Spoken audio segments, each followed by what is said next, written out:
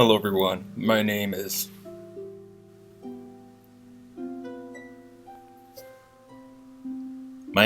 Tony Brown, and today I will be joining in on the Pastel Princess collaboration. I've already filmed this about 2 times already, and both did not work out very well. I don't like how my hair looks. I don't know what to do with it, honestly, so I'm just gonna leave it like this. I apologize for posting this late, but I'm gonna go forward and continue making this video. Hello everyone, editing me here. I really do apologize for having this video late. I wanted to do a short summary of who I am and how did I get here. I will add timestamps down below if you want to skip to specific portions of this video, specifically for the final result of her face up and her dress.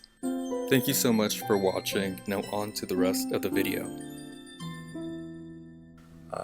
I'm on camera. I'm filming on my desktop because my phone, it just sucks when I use the front-facing camera.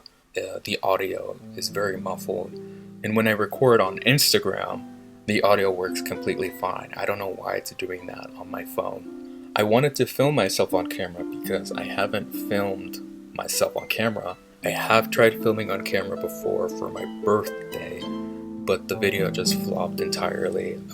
All I got was perfume oils and some Blythe dolls, but of course I filmed their unboxings because they're too expensive to not unbox them on camera. I'm not trying to say that you should always unbox them on camera, but to me it's fun. I bet it is a lot more fun to unbox them by yourself without having to worry if it's on camera or not, but this is very fun to do.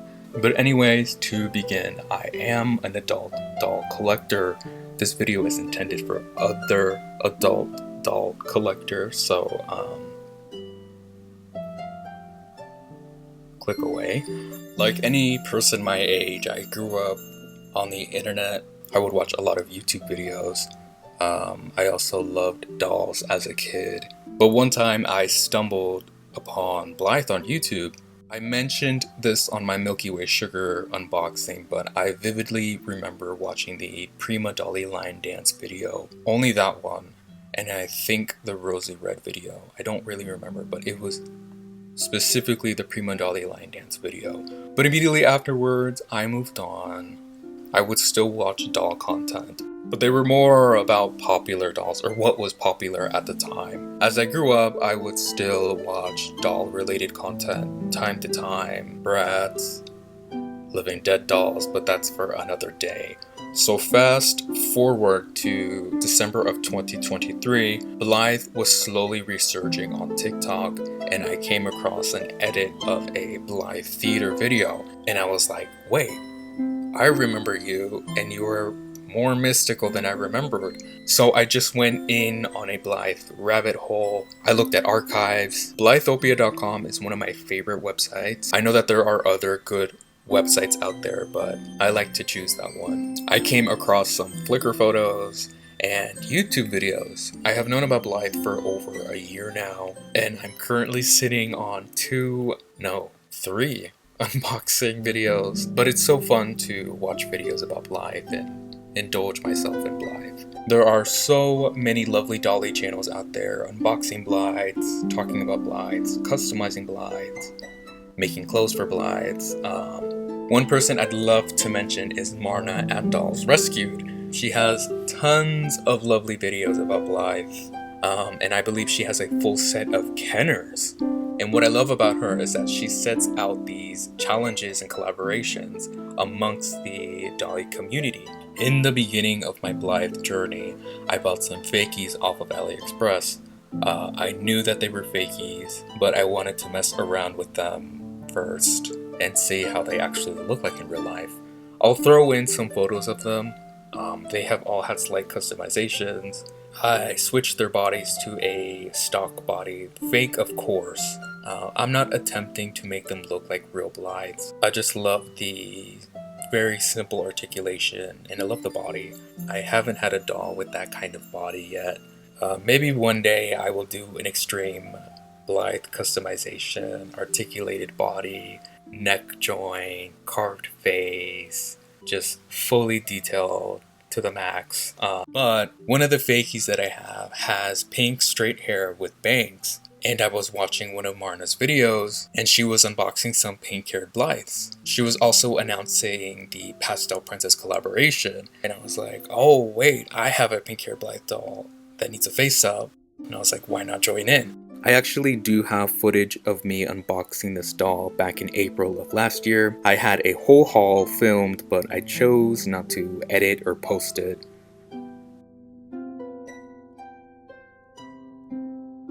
I don't know where to mention it, but I'll say it right here. I did remove her factory paint before, around like July, and I did give her a simple face up. Just pink lips, pink blush.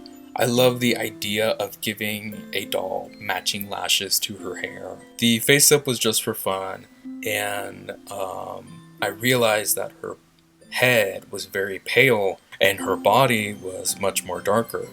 So I decided, why not redo her face and also paint her head to match her body some other time in the future. I have also been using her body as a mannequin for quite a while, so sadly she has been in pieces, waiting to be brought back to life, and I thought, why not take this opportunity to do so.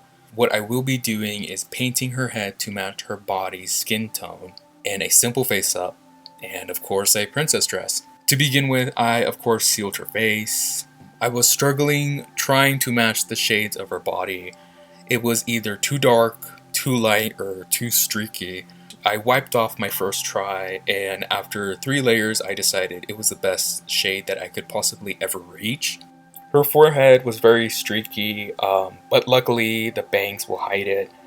I didn't want to do another layer, fearing it would completely be a drastic shade different. After her skin was sealed, I began with her blush and eyeshadow. I chose pink again. I will be giving her pink everything, honestly. Pink lids, pink eyeshadow, pink cheeks, and pink lips, everything pink. I was debating if I should actually do different colors this time, but I love the color brown. And I love wearing all brown, so why not make her all pink? If I can't find anything brown, I'll go for olive green. And if I can't find anything olive green, I'll go for pink. A lot of colors go well with brown, but those two are my favorite to combine. But anyways, I wanted to give her lots of blush from the cheeks to the upper part of her face, almost like she's flushed. But I think I layered it very badly, especially on the upper part of her head. But thankfully, once again, her bangs will hide it. Next up was her lips. I love a pouty lip, especially the Barbie Steffi mold. I love every screening they do with that head mold. Her lips are always full and stunning, so I decided to do a pink, plump, but narrow lip, if that makes sense. I also gave her a darker lip liner and that little dark spot in the middle of her lip to accentuate a more poutiness to her lip.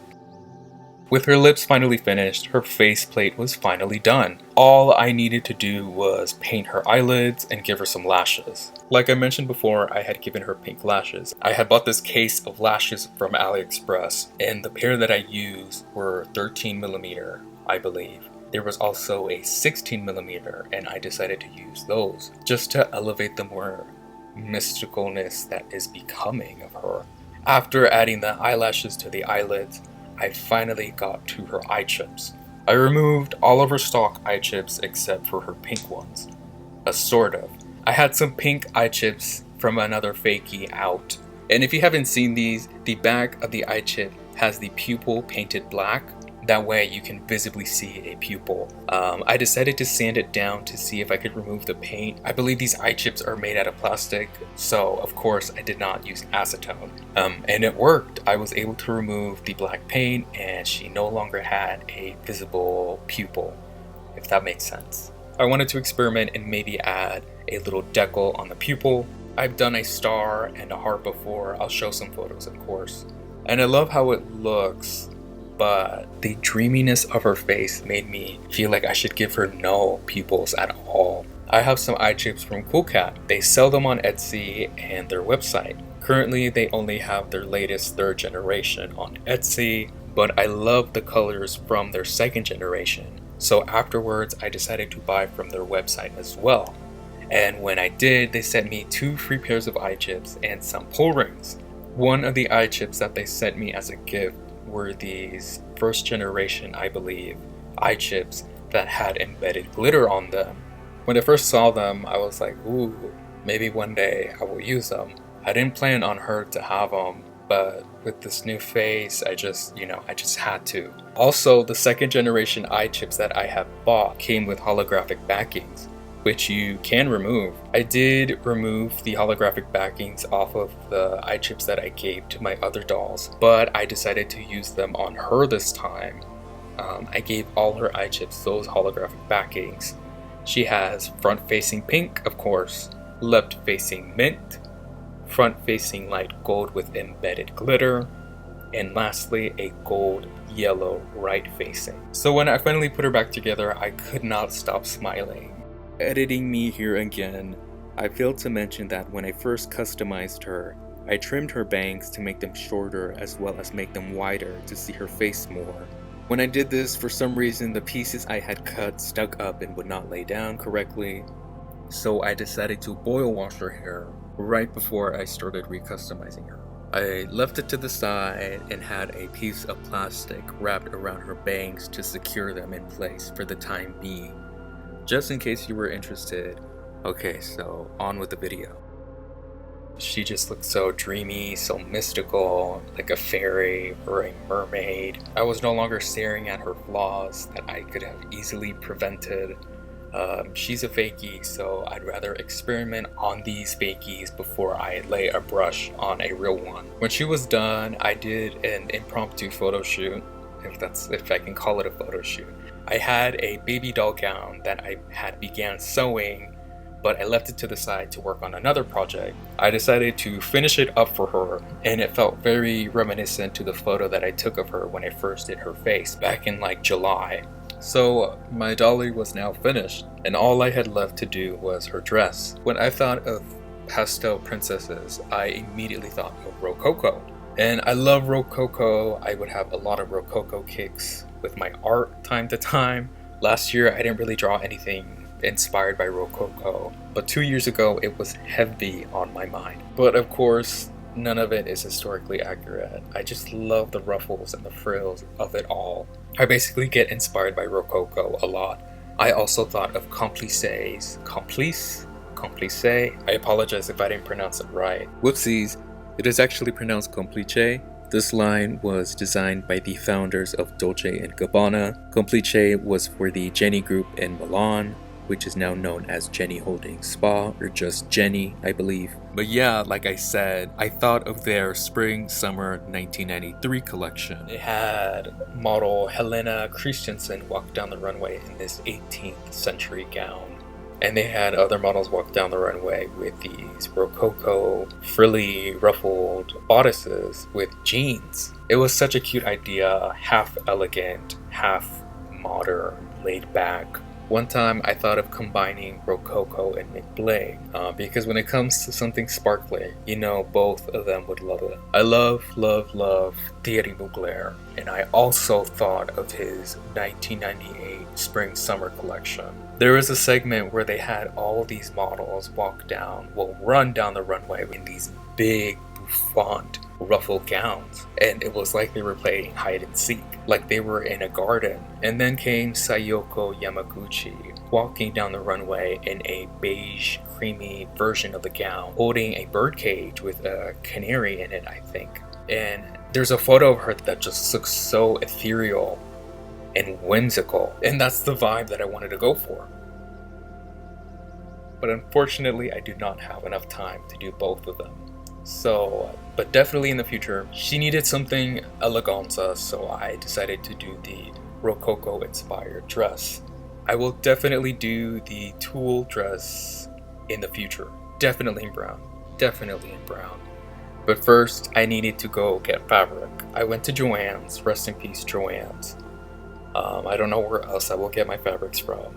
At the time when I was looking for fabrics, I couldn't pinpoint exactly what dress I would do. I had those two ideas lingering in my head, but I still wasn't sure if I was going to do them. It was there at the store when I decided to plan both dresses, but I will work on the Rococo one this time and the tulle dress in the future. I bought 1 yard of some satin. One was pink and the other one was an off-white color, along with 1 yard of matching tulle.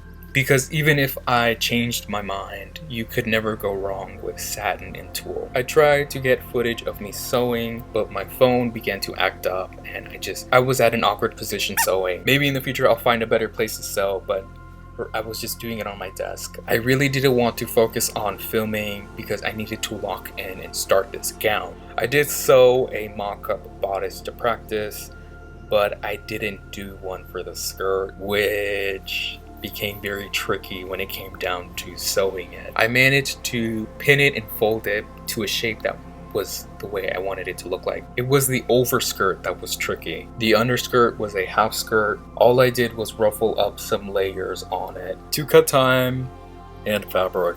I only added ruffles to the part that would be visible on the underskirt. I added lace and bows to the bodice. I only had small white ribbon and big pink ribbon on me, so I managed to do the best that I could with those two. Underneath, I made a very crappy makeshift pannier skirt cage. I'm too embarrassed to show it, but just if you're curious, just look up an 18th century pannier, and I try to do that with 3 lines of wire. I also added tulle on the inside of her sleeves to hide the hemlines. I wrapped around some cup chain on her neck to make a necklace. I didn't give her any earrings. I should actually start making earrings, but a sparkly tiara and a necklace is enough for now. Music is my inspiration. I love music. Lately, I have been listening to Black Cherry by Goldfrapp, specifically Hairy Trees. I love the way it sounds, and when I envision this dolly, I envision her just running in a field of flowers, singing to herself, and trying to look for the unicorn that's been in her dreams or something.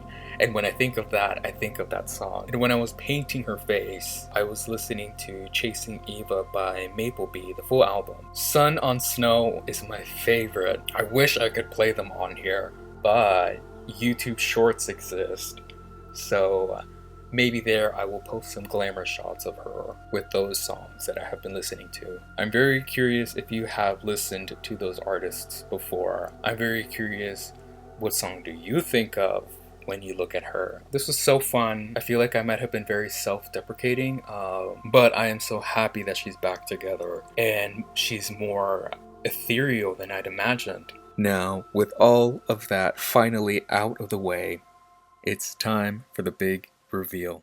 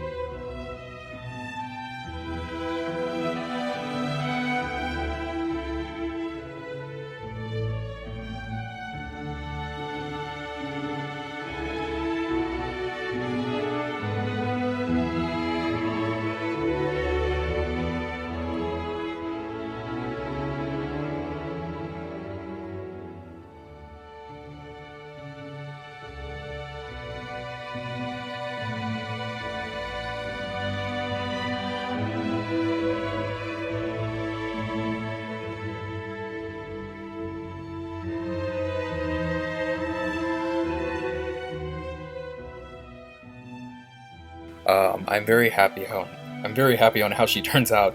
As you can tell, she drowns out a lot on camera, on this camera. But yeah, I'm very speechless. I'm very happy on how she looks. I'd love to give a shout out to the rest of the participants that are in this collaboration. I will tag them all below. Please be sure to check them all out. We have DollsRescued, Dory's Dollies, The Dainty Seamstress, Irene Huff's Doll World, the Ayla Avar, Dollylane_19, inspired by Pink Renee Loves, Camille Dutois, Doll Yokai, Lehman Philpot, Ellie Nefrit, Lenka's Dolly World, and Kitsune Ore. Please be sure to check them all out. If you came here from watching someone else's video, thank you so much for stopping by. I hope to see you soon again. Take care.